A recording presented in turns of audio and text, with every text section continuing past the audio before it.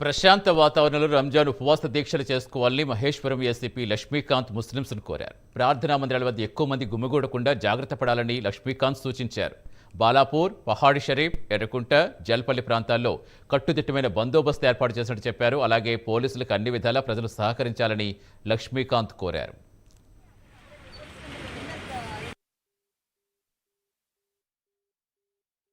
అందరూ కూడా ఇప్పటి వరకు 2 వారాలు చాలా ప్రశాంతంగా ఎంతో వాళ్ళు నిష్ఠతో ఈ యొక్క ఫెస్టివల్ని జరుపుకుంటా ఉన్నారు. అందరికీ ప్రత్యేకంగా ధన్యవాదాలు.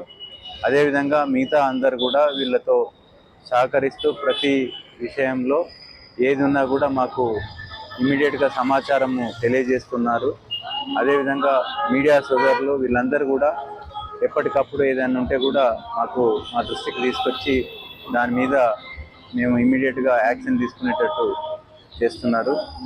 మిగతా డిపార్ట్మెంట్లతో కూడా మేము కోఆర్డినేషన్ చేసుకొని ఈ పండుగ పూర్తయ్యేంత వరకు మేము అన్ని రకాలైనటువంటి బందోబస్తుకు సంబంధించిన చర్యలు తీసుకొని ప్రశాంత వాతావరణంలో జరిగేటట్లు చూస్తామని చెప్పి అందరూ కూడా ఇప్పటి వరకు 2 వారాలు చాలా ప్రశాంతంగా ఎంతో వాళ్ళు